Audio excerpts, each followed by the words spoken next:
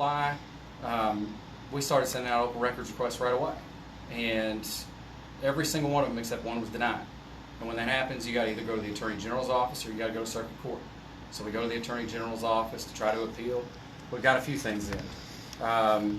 Finally, we're not getting enough information, so we got to file suit. So we need to file a lawsuit, otherwise evidence is going to get destroyed, and we can't get any information. So we shoot out some subpoenas because we got subpoena power. And subpoenas, LMPD is a non-party, so we can go ahead and try to get information from them. Certainly Brad, we get it. There's certain things that the feds and the AG's office need to hold close to their chest right now and can't even give to us. Correct. They've got an investigation. It can't be compromised, but there is a rule in civil litigation where we can get a protective order. A protective order basically means that we agree to hold this confidential. You agree to give it to us, and essentially, if we want to release this going forward, we got to get the court's permission to do it. Okay. And what that allows us to do is we got a civil case. We got different causes of action. We got evidence that could be destroyed, especially cell phone data, iPhones. After 31 days, things start falling off of it. To this day, I don't know if our request was honored to make sure that the officer's cell phones were imaged, kind of cloned. You know what I mean? So Right. We don't know to this day. We don't have the autopsy. That subpoena was literally, like last Friday was the deadline to comply with the subpoena. And instead of, we reach out to the medical examiner's office, so like, oh yeah, we got the subpoena, we know that today's the deadline. The city said just to send it to the lawyer for the officers, not to you. And that's crazy. Like, that is absolutely crazy. Would that be considered obstruction of justice? Well, I think to us watching like TV and stuff, we'd say hell yeah. But right now I've got a hearing on it, Right. so ultimately what the judge says goes. But our position certainly is you have rights to object to a subpoena. You have to move to quash it. You have to, tender a written objection. Neither of those took place. Okay. And literally, it's even worse when you honor the subpoena and send the documentation to See, the party that's what I was saying. that didn't subpoena it, and then that party doesn't send it to you. To us, that's just crazy. And withholding information, correct? Yeah, I mean, how long in Atlanta did it take? I think we had an autopsy in a day. I think with George Floyd, we had an autopsy soon Within a enough. couple of weeks, yeah. And then Crump went and got his own independent one. Right. Arbery's came out quickly, and So the only one that has not been released is Rihanna's. yeah. What a lot of people don't realize is that the Merit Board is actually the custodian of the real true personnel files for the officers. So we sent a subpoena to them.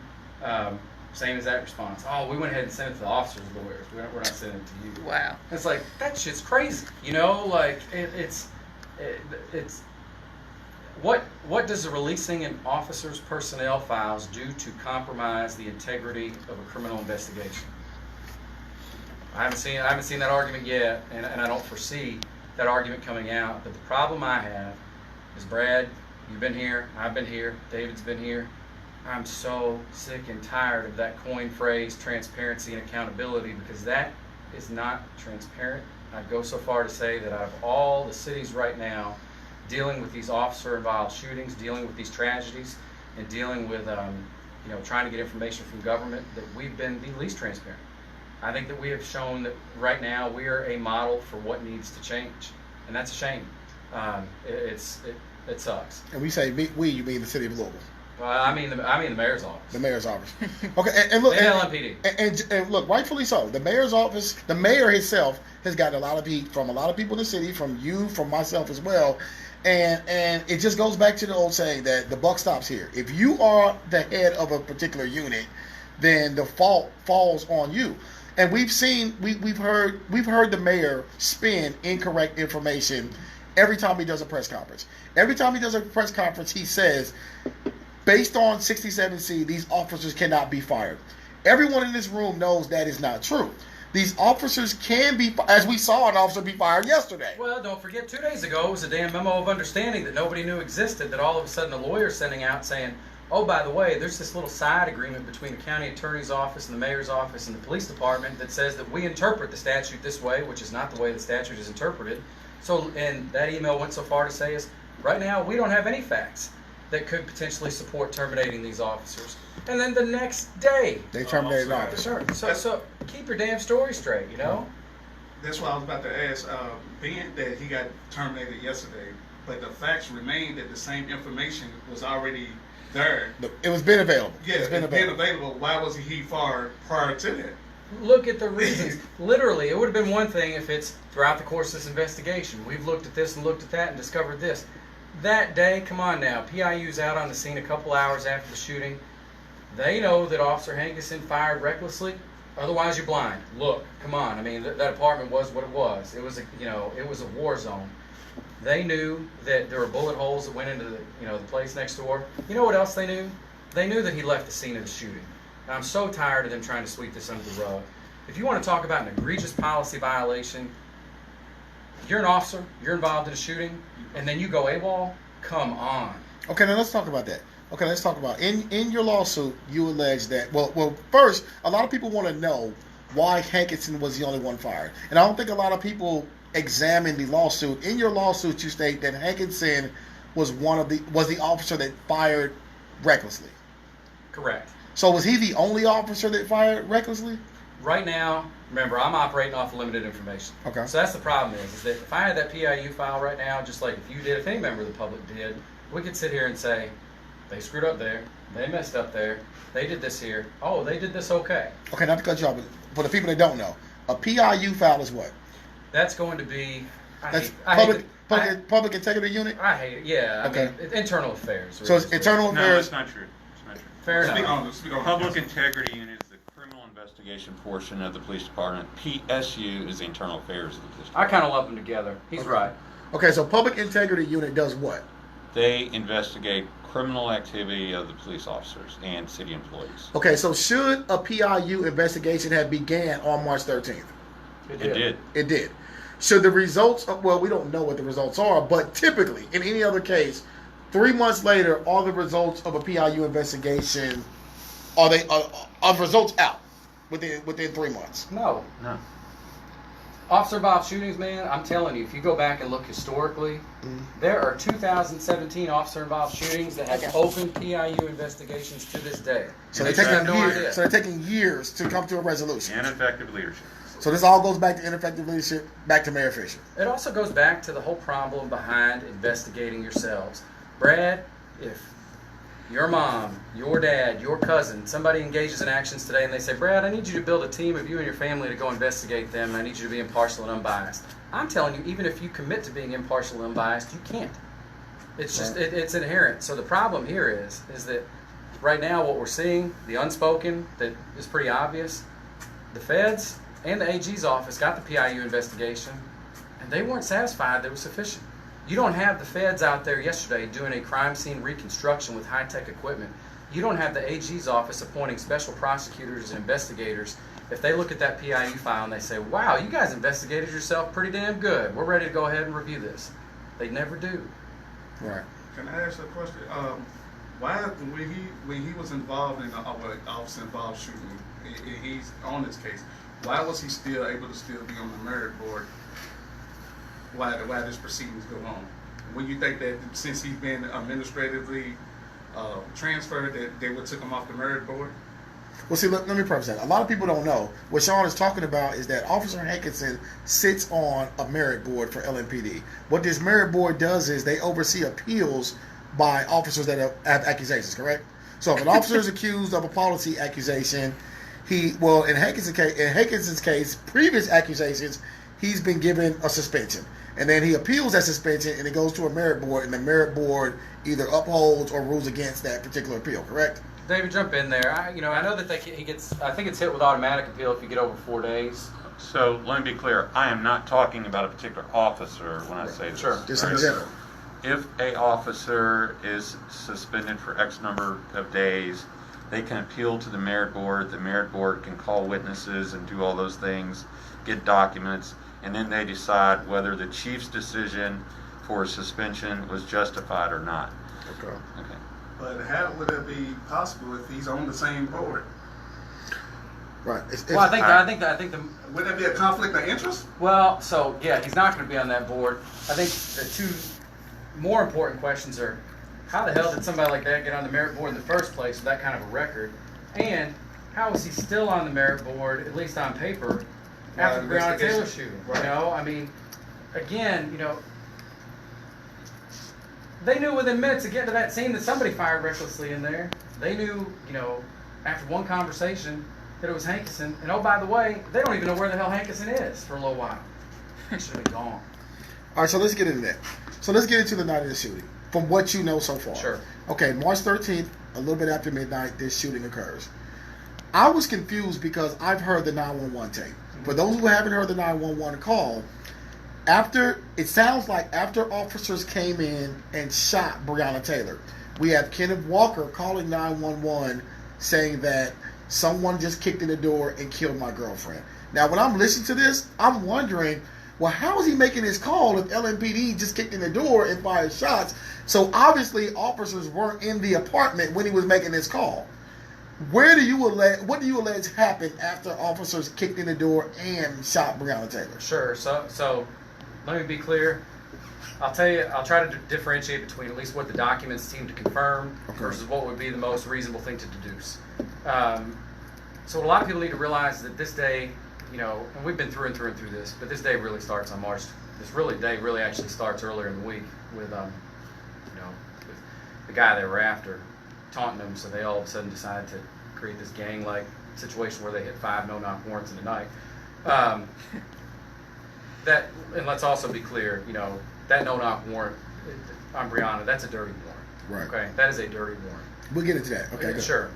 Let's also understand that it looks like from the documents, Brad, that this night started a lot earlier because I've got EMS staging for this warrant on the cash sheet at about 11:15. So if they're asking for staging at that point, basically what that means to the public is they're asking for an ambulance to be on standby in case something happens. That is not abnormal.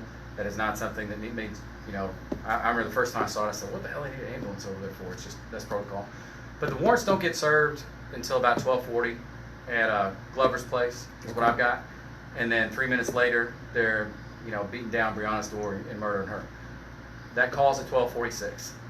The most reasonable thing for me to deduce, Brad, and maybe David will disagree, is that they're confronted with, what Kenneth Walker said was kind of a warning shot to the ground. Mattingly gets hit. They're going to retreat, I would think, while firing. So I do think at that point, maybe they're creating a perimeter. They're retreating. I try to at least, when I be real, I try to paint the light in the best picture to the party that I'm against. I'm assuming that the reason why Kenneth Walker is calling 911 and the police aren't inside, they sure as hell didn't announce themselves because Kenneth Walker did not know who was there. Right. And neither did, I think, the 18 neighbors now that we've talked to. But I think at least at that point, they have probably retreated. Okay. Dave, what do you think? I was thinking the same thing when I first heard the tape. I thought, why am I not hearing things like police, show me your hands, get down on the ground, that kind of thing. I think what Sam says is probably a good assumption. And a tourniquet's getting put on Mattingly's leg, too. That's going to take some manpower. I'm going to throw something out there, though. Go ahead. A lot of these questions that we got, and this right here may be controversial, Brad, but here's the deal. I've heard since day one, these 3 officers were not equipped with body cameras. There were 9 officers that were on that detail that were part of that warrant execution team. The city right now will not say yes or no. I've put this question to them half a dozen times. Which of those other 6 have body cameras on? Who else there have body cameras on? They will not answer that question. And Okay. that right there, you want to talk about a lack of transparency. If it comes out in this situation, Brad, which I think it's going to come out, that somebody that was there serving that warrant did have a body camera activated, because the story was always criminal interdiction doesn't have body cameras. Criminal interdiction is a marriage between certain 9th Mobile officers and certain narcotics officers. 9th Mobile was equipped with body cameras. One of the officers that was assigned to this warrant, literally I have his body camera for another case, and I have multiple citations on search warrants where he is wearing his body camera. So I am concerned that ultimately there is footage of some of these events. I don't think it was part of the entry team, but I think there's footage that would put a lot of this to bed, and it sucks that we have to sit here and speculate when there's probably a camera out there that shows us what happened. Okay, so let me go back a little bit. So for those a lot of people don't know how this case actually transpired. So let me tell you what I've heard and what I found through this case. Apparently, there were a couple gentlemen that LMPD were investigating for drug trafficking in West Louisville. I have no issue with that. Apparently, there's been kind of this cat and mouse game. I don't know how long. Some suggest 4 or 5 years, some suggest a couple years, but we know at some point there became a cat and mouse game between these drug suspects and LMPD. At one point, the officers attached some type of cameras to telephone poles close to what is known as a drug house or a trap house where these gentlemen were thought to have operated at. From that point, and let me give a timeline on this. This was January 2020 when these cameras were attached. In January 2020, we had these cameras attached, and they began to surveil some of these suspects. One of these suspects was a friend of Breonna Taylor, a long-term friend.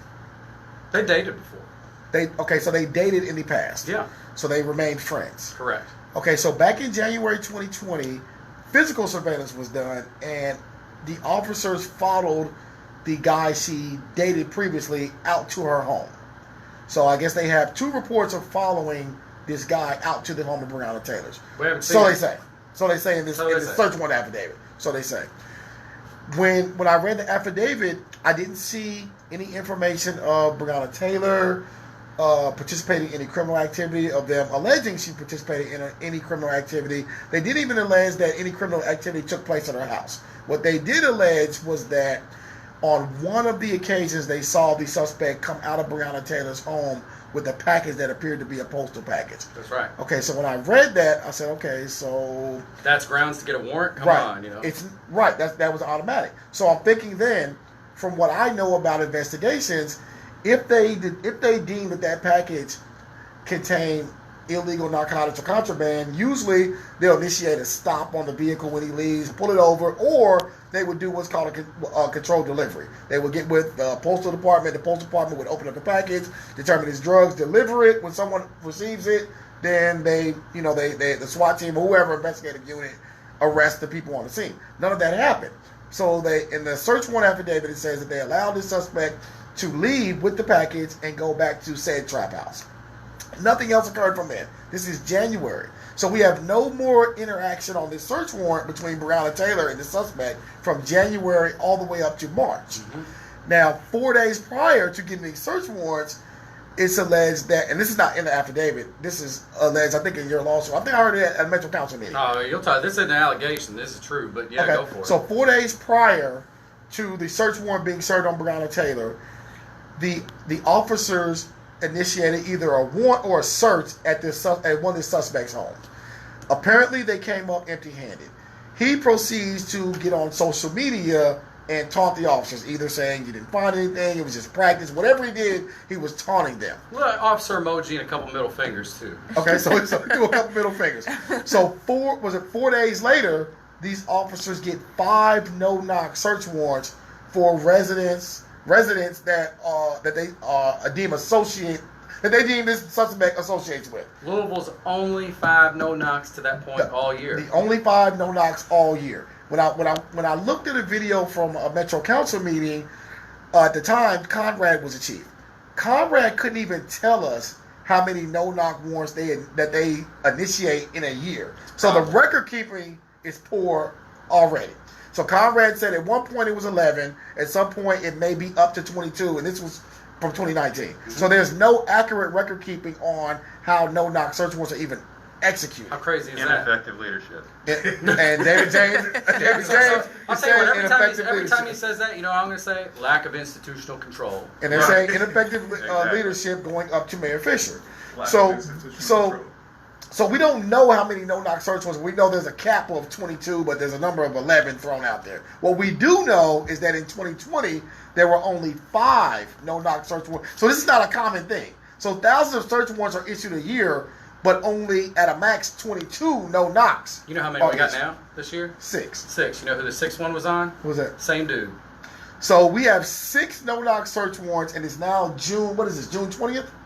June 20th. Well, we better not have any more now because of Breonna's law. Right. So up to Breonna's law, up to June, we have 6 no-knock search warrants served by LMPD, and all of them have went to target this particular suspect that was Breonna Taylor's ex-boyfriend. And who's not Pablo Escobar. He lives in these trap houses. I mean, they are, whatever you want to call these houses. I mean, so this is a low level. What they think is a low level drug that they treat like is from Colombia. Okay. Okay. So at this point, 4 days later, they obtained 5 no-knock search warrants. And part of, and I guess this will go back to David James. I don't know what power Metro Council has, But it seems to be pretty common that an officer's word holds a lot of weight. So what typically happens is that an officer puts information on a search warrant affidavit, that's submitted to the court, and the judge pretty much just signs off on it, because why would an officer lie?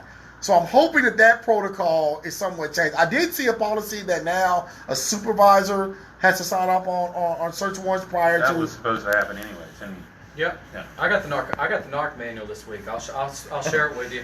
What people don't realize is we see these public policies that are out there, the SOPs, but like David probably knows from back in his day, every department and unit have their own internal policies as well.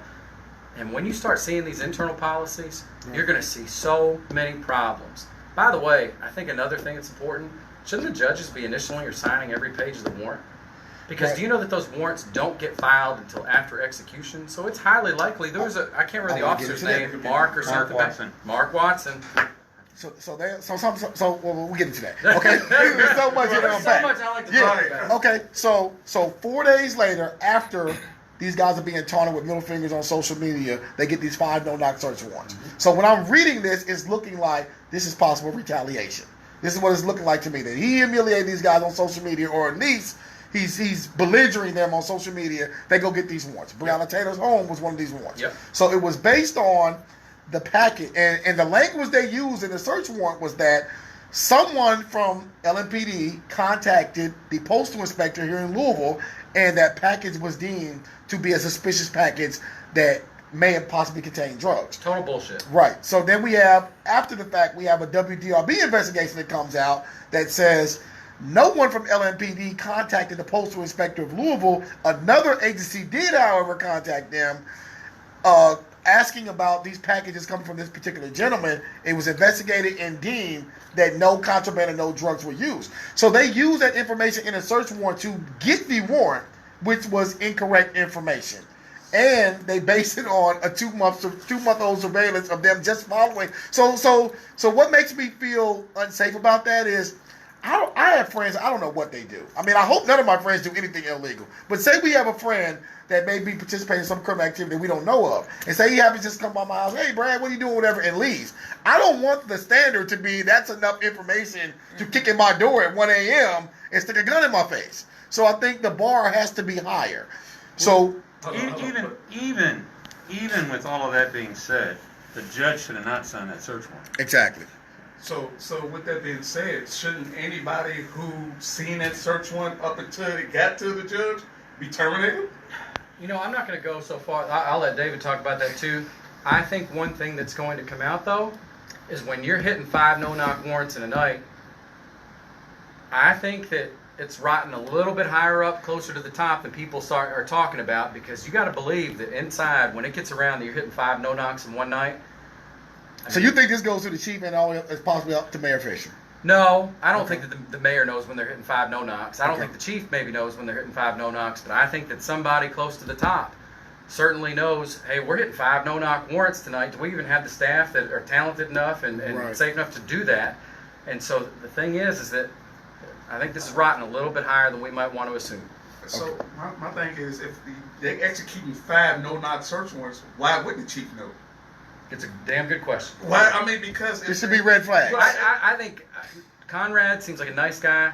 I think he's the epitome of willfully ignorant. I think he'd love to not know things. So we're looking at a Rick Pitino situation where a lot of stuff is going on, but the captain of the ship doesn't know what's going That's on. right. What you say, Mr. David James? What's your catchphrase? Ineffective leadership. Lack of institutional control. Okay, so let's go a little further. So we have these 5 search warrants, and I don't think all of them were even executed.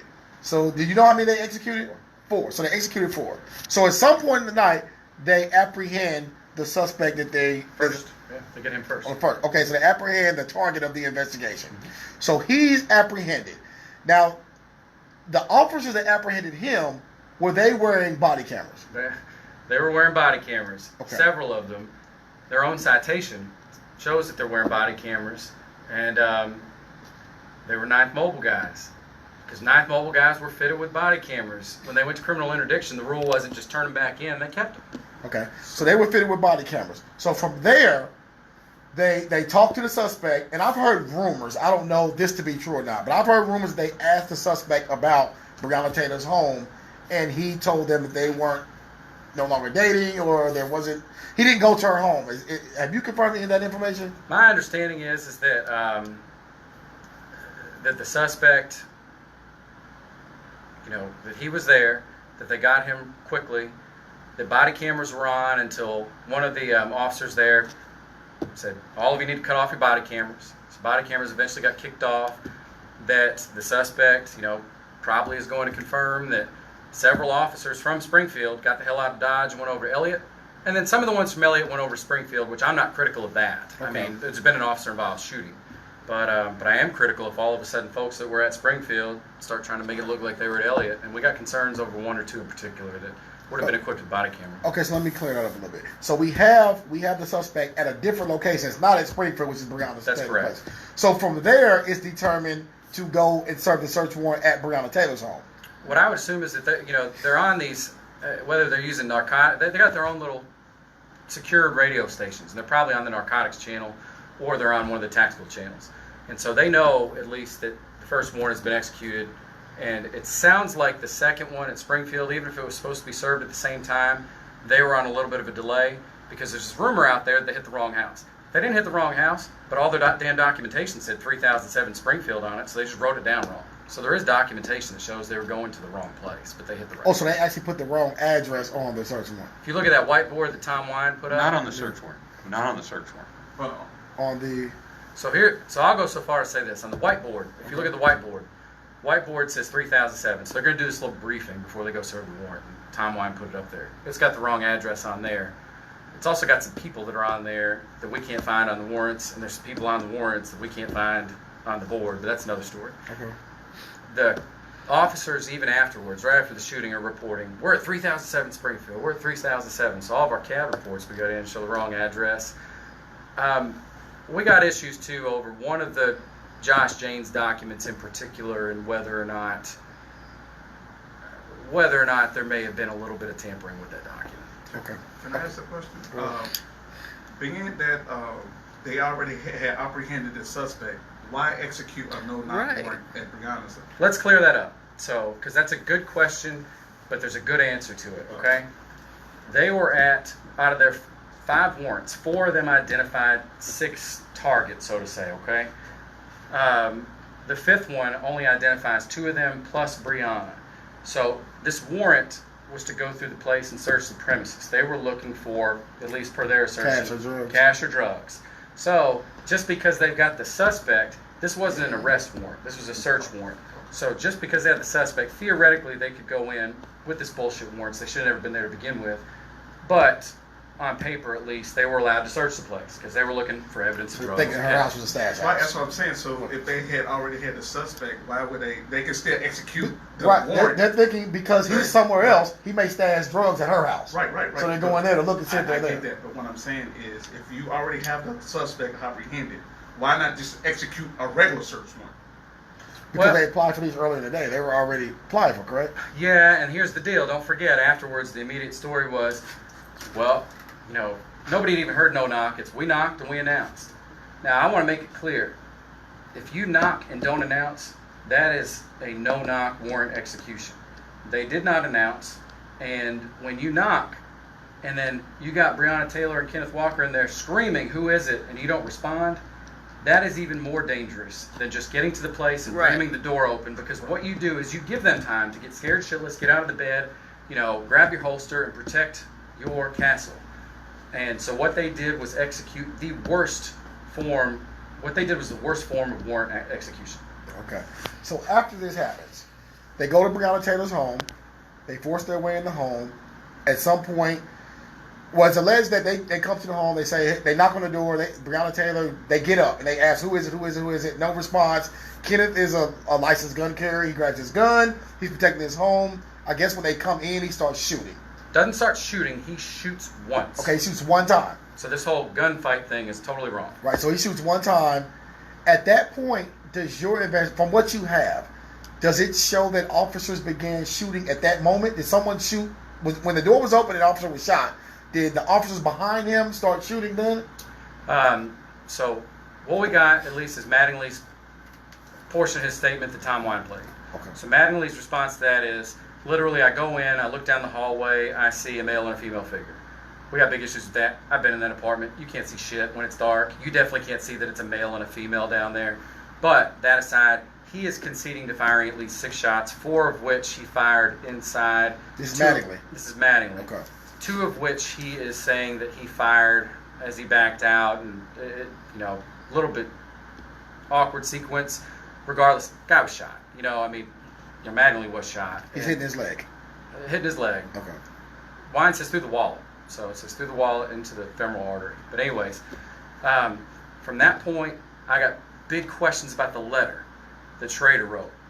Now, I'm thrilled that Chief Schrader, went out quickly and hammered Hankison the way he should have. The thing that I'm curious about is the source of his intelligence supporting the 10 shots. Because my understanding is that Hankison emptied a clip, reloaded, and didn't empty the second clip, but fired a lot. Either way, we counted 32 when we were there in terms of evidence of 32 gunshots. Wow. So if you got Mattingly with 6, and then you're saying Hankison only fired 10, where the hell did the other 16 come from? Right. Are they saying that Cosgrove emptied? If he had one in the chamber, I guess that would have given him 16. Is that right? But that's not. We got a lot to learn there. I'd like to know it, but I was curious about that. It's not consistent with what the neighbors say. Okay, so is it believed that Hankison fired from outside the apartment into the apartment? Meaning that he fired through the bedroom windows, through the back patio door? Is he firing from the doorway, or is he firing from the street? He's definitely firing from outside the windows. So, am I on camera right now? Yep. Cool. So let's call this Brianna's apartment, okay? Let's call this the entryway right here. Kind of got a foyer to go into, and then you go in right here. But outside you've got a patio door, you got a window to Janai's room, you got a window to Brianna's room. What we know is that the shots that came through from the outside, at least as Schrader even called them out from Hankison, would have knocked down that patio door and shattered it, which was covered with blinds, by the way, or curtains. And that several of them are going to go all the way through this apartment. Every room in the apartment has gunshots. Pots, pans, backpack, toolbox, bathroom, beds, dressers. It's awful. It's a war zone. So and it's more like an assassination instead of a murder. Let's put it this way. It was a war zone in there. So bullets even went through the neighbor's apartment, correct? Oh, yeah, they did. Okay. 2 neighbors, by the way. 2. Okay. And so Hankison, we know, is going to be out here. Now, what I'm curious about, because of the tone of the letter, is whether or not Hankison was the one, if he's moving down, shooting through these other 2 windows, or through this window right here. I don't think that the second window was shot into. Or if there was another officer, because, again, remember, that kind of the thing that's being brushed over here is you have a warrant execution team out there, which looks like it was 9. So you would have thought that there would have been some cover already over there, just to show you how reckless, the intelligence was for this warrant. One of the exigent circumstances that they give is these guys could flee. There's no rear door to this apartment. There's one way in, one way out, yet on the radio afterwards they're saying, we don't know if there's an exit. It's like, dude, you got 9 people out there. Okay, so this is another question a lot of people have. Do we know exactly how many officers were there that night? Because all we hear is Hankison, Cosgrove, and Mattingly. Were those the only 3 officers at Springfield? No, so that's what I'm trying to emphasize right here. So maybe I didn't say it clear enough. There's 9 people there from what we got going on. There's 9 officers there, and I don't mean 9 total show up. I mean, when they're going through the door and executing, you've got 9 officers there, right there on the scene, including 2 that we think probably had body camera activated. Wow. So when I say I think there's body camera, I think there is body camera that is not part of the entry team. Right. But think about it. If you're providing coverage outside that apartment right there, that's clearly some video that's going to show, instead of us speculating as to where Hankison shot from, we watch it. And I think that there was some there. Okay, so why are we only seeing 3 officers under investigation when 9 were there? Are the 3 the entry team? Is that what we're looking at? It's a good question. The initial report was that these 3 were the ones that discharged their weapons, and I think that all of a sudden the narrative became these are the 3 officers that should be investigated.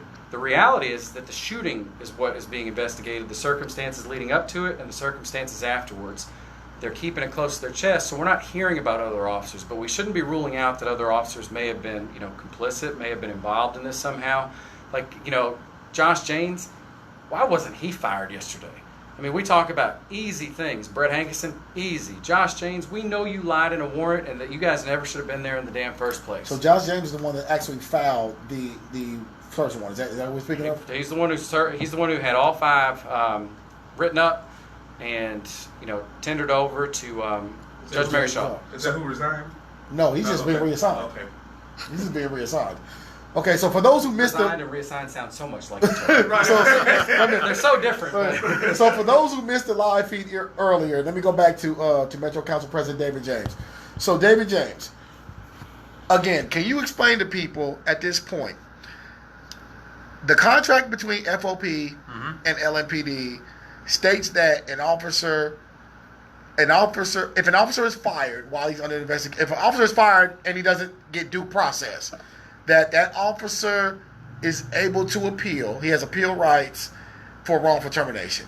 Now, the narrative out there is that these officers cannot be fired, and if they are fired, that they will receive these $1 million settlements and that they can't be prosecuted criminally. Is that the case? No. So, just to be clear, the city is sued regularly for wrongful termination. The city regularly has labor grievances filed against it because it willfully violates labor contracts. So what would most likely happen if a officer was fired outside of the contract?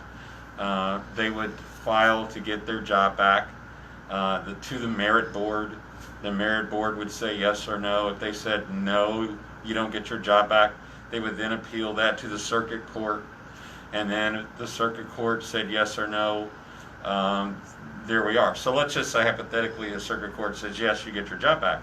Then they get their back pay.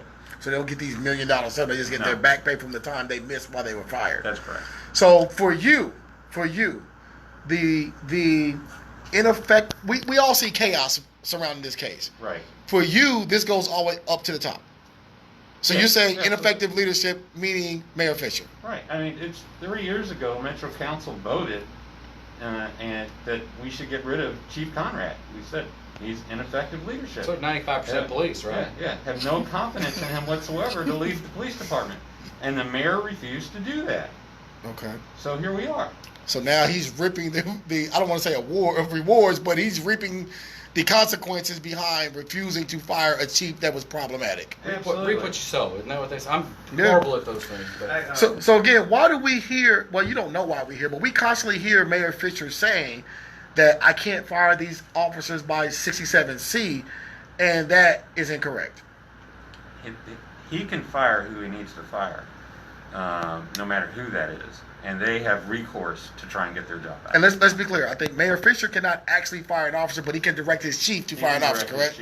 Brad, I'm going to tell you what happened there, okay? Go ahead. So here's the deal. I know that we're running short on time. Here's the deal. Again, kind of this theme of willfully ignorant, all right? So until this week, they've been playing this game over the city and the administration saying, hey, this PIU file, we can't even get a copy of it. We sent it to the AG's office and they won't let us look at it. So I reach out to the AG's office and they say, city's a custodian of that file. They can look at it. Mayor's got possession of it. And, oh, by the way, we'd like for them to not release some of it because it could compromise the investigation. But it's their file. They can do what they want with it. So then finally, I actually kind of called them out on it. And then all of a sudden, magically, oh, we're looking at the PIU file. We're looking at it. And I think that what happened is that finally, instead of pleading willful ignorance, the chief and the mayor looked at the PIU file for the first time. So until that point, they could say, we don't have grounds to terminate because we haven't seen the file, so we don't really know what they did. Well, lo and behold, Schrader looks at the file and within 2 days has enough. So what the mayor needs to do in the future is, instead of kind of turning his head the other way, he needs to get in there and say, give me all the facts, I need to look at it, and I need to make a determination now. Instead of just saying, oh, let's wait.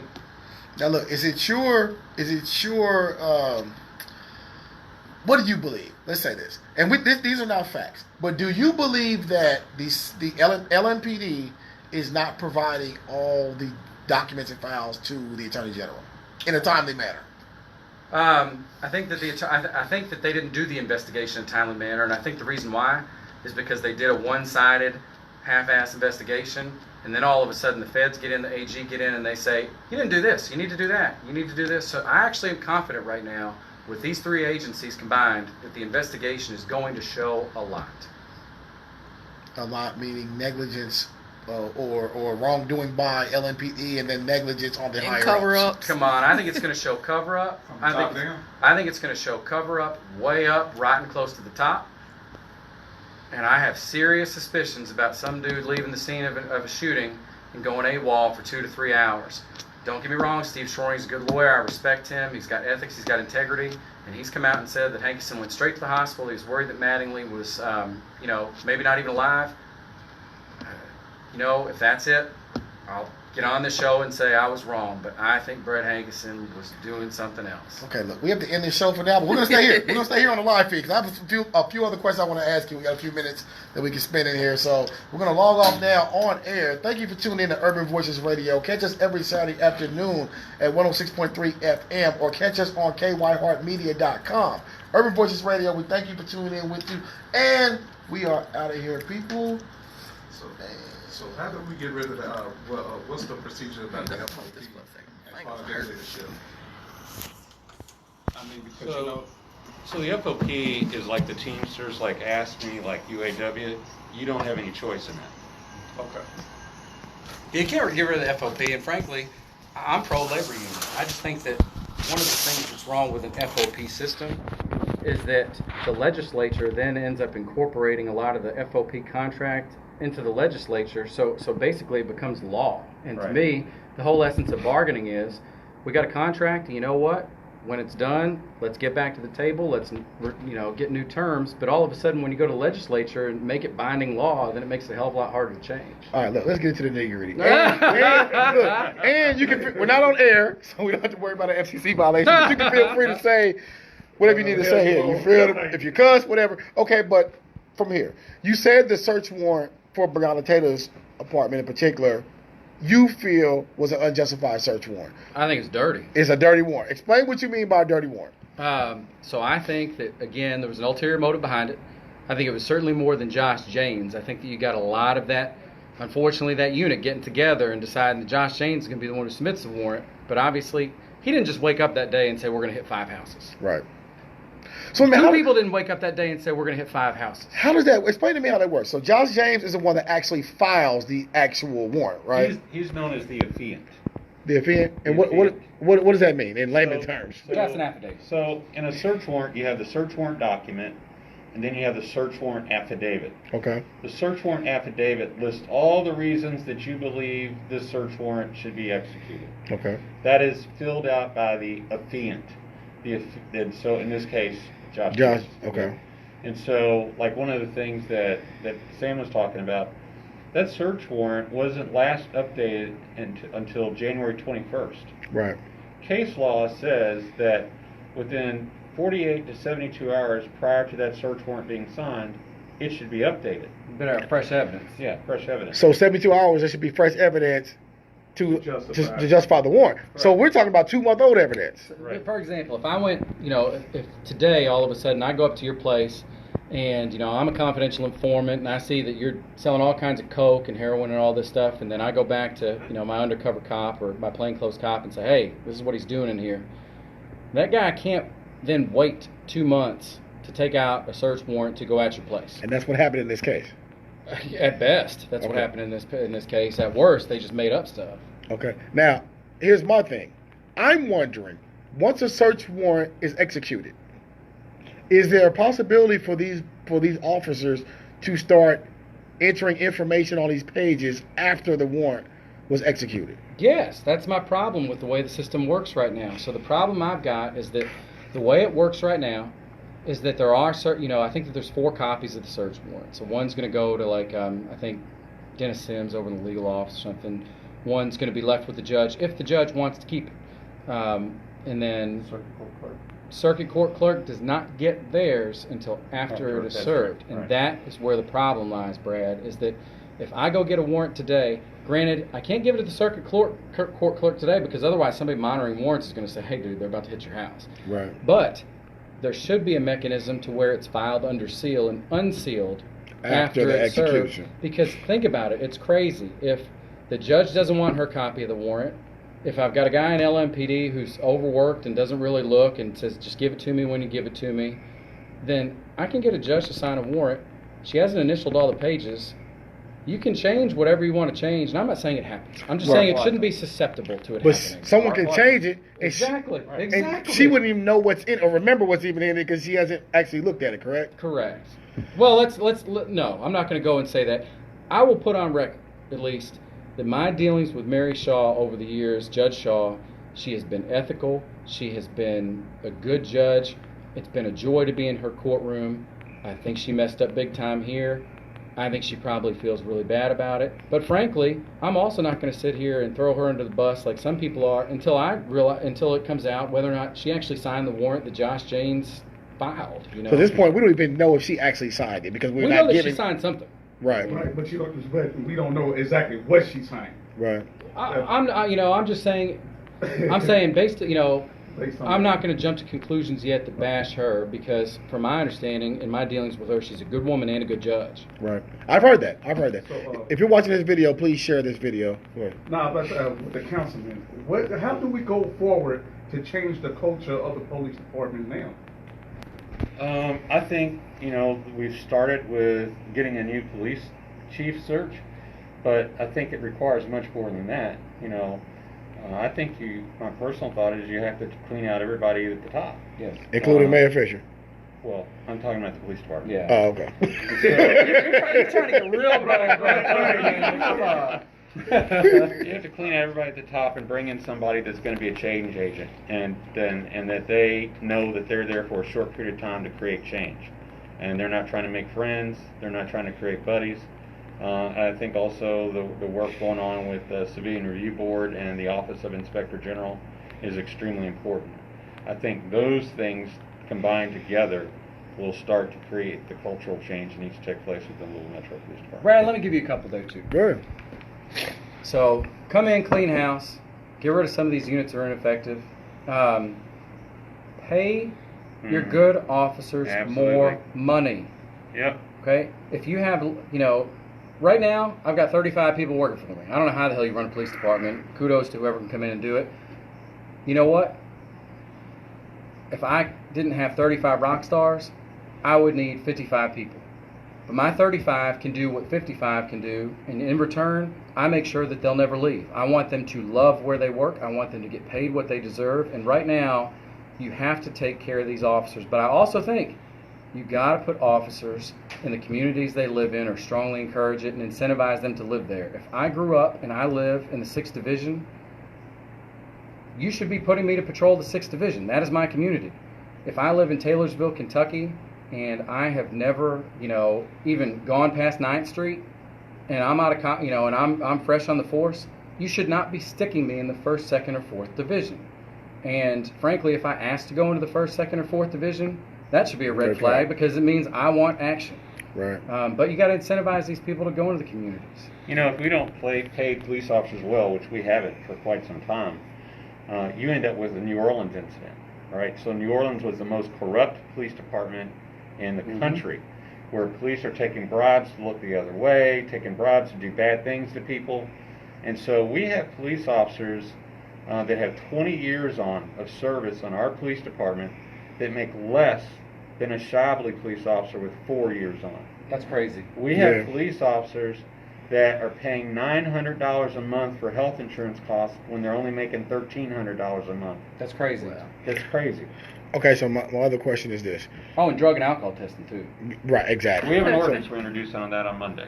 Okay. So any police officer, any sworn officer for Louisville Metro government that is involved in any critical incident, our proposal is that they immediately be tested for drugs and alcohol. Boom. Okay. So look, and this hurts me personally, right? I want to give David a hug for that right now. Look, But it hurts me personally because for so long I've considered Mayor Fischer an ally, and me and Mayor we weren't friends, but we were a little more than cordial. I mean, he was a good guy. I could reach out to him, and I hear he's a good guy. I think he's a good guy as a person, right? Right. But on this, well, not just this, but on a few other things, but on this particular case here, we're at odds on it, and I've let him know we're at odds on it.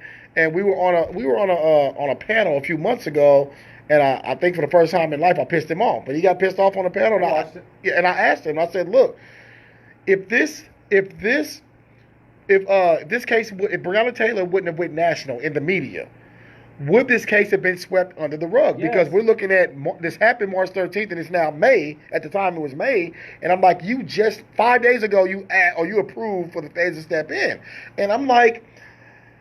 That didn't sit well with me, so I expected him to say, well, no, Brad, regardless, this case would have been swept on the rug, period. He sat there and said, well, we don't know what would have happened. Political correct. We don't know what would have happened. If you go back and watch that video, he says, well, of course we can't go back. We would hope to think that it wouldn't have been swept under the rug. And I'm like, what?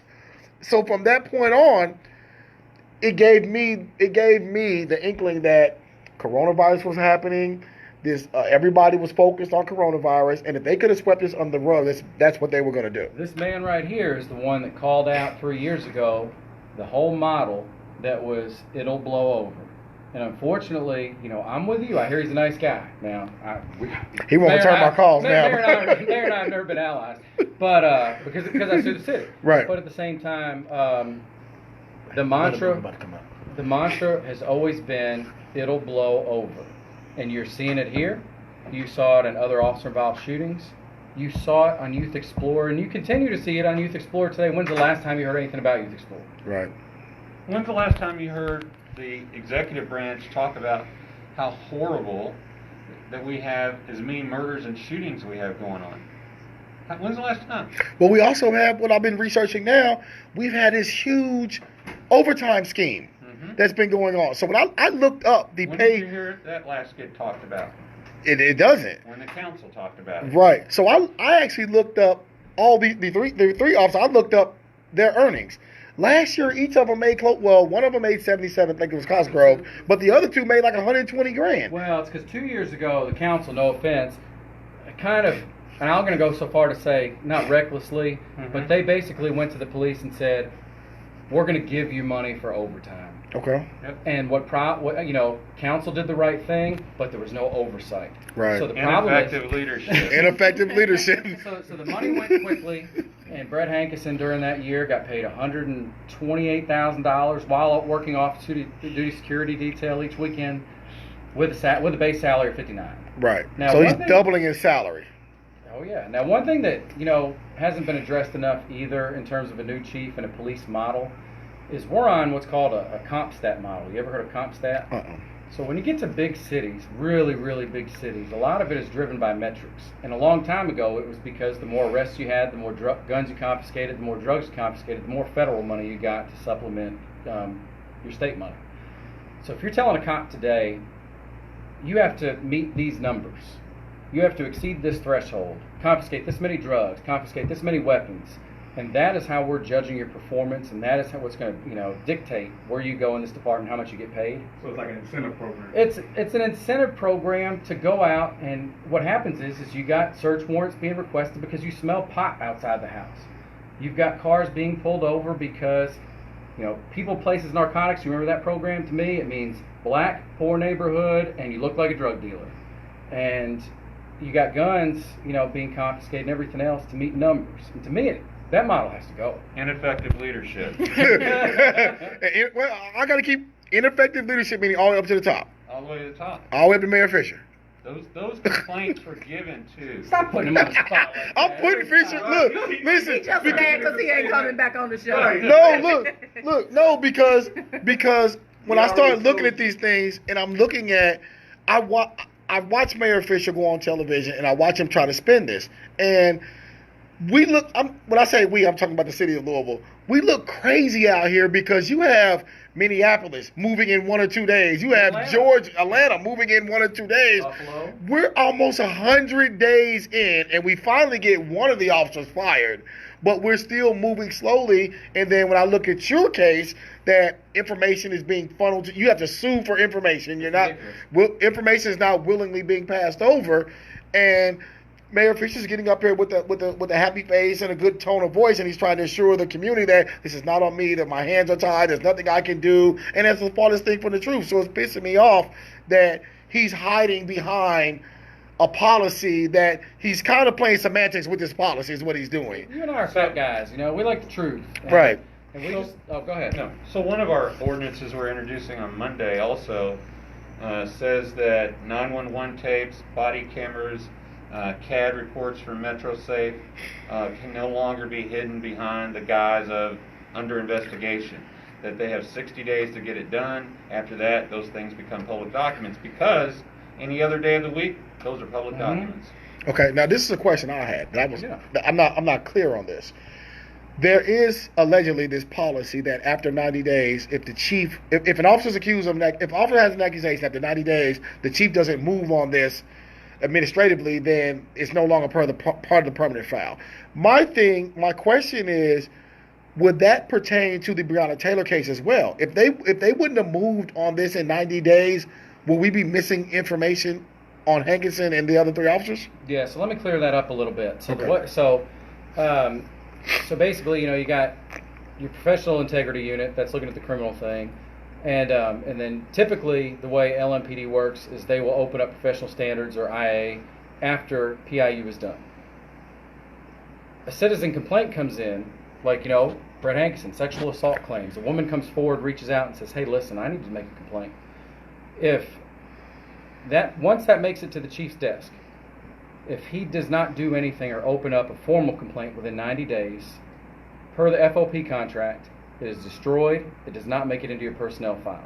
That's crazy. Yeah, that's bullshit. Crazy. I didn't realize when I was cursing her. I told you, man, I got a bad mouth. Are you good here? We're not on here. Well, but I don't want you to get in trouble for earlier. My bad. No, you're good. I don't think too many people care about bullshit. but that is problematic. So that's ridiculous. I mean, think about it. If somebody files a complaint against you today, that needs to be part of your file. It needs to stay there. These are police officers. You need to look at pattern and practices. You need to be able. LMPD, let me tell you something. If you look today, they flaunted this early action warning system that they said they were putting into place like 5 years ago, which is supposed to identify red flags. When we took Chief Conrad's deposition a couple of years ago, and I don't know if this has changed, he candidly admitted, yeah, it's in the policy. We never actually got that to work. You're kidding me. I'll send you the deposition. I got a question real quick. And we got to get out of here after that. The first, 4th, and 3rd Amendment rights for protesters. Should these charges get dropped for them protesting? I guess I can't really defer to David. I'm the law guy here. Yeah. So, in terms of anybody that is engaging in free speech that is taking up public space, I don't think any of these charges sticking. Let's put it that way. I think that obviously you can't go down, you can't loot, you can't engage in assault or battery. And if LMPD actually wears their body cameras, we should be able to see what actually took place. Right. Now, before we leave, let me ask you this, because I'm pretty confident, and I get that the public is not, because we've seen officers being investigated and nothing comes of that, right?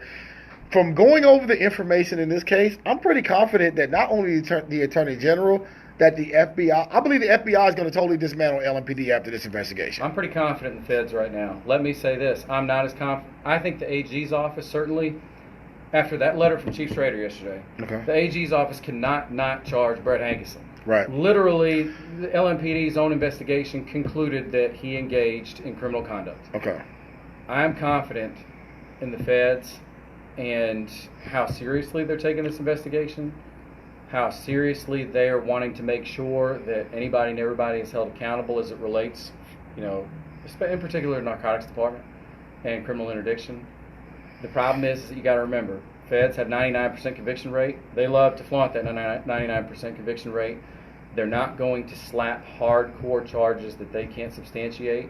But at the end of the day, if they can get rid of a dirty department or expose it, or at least educate us as to why this is isolated, I'm cool with that, because ultimately, you know, just charging a couple officers without exposing the root cause of this big problem, that's not going to promote change.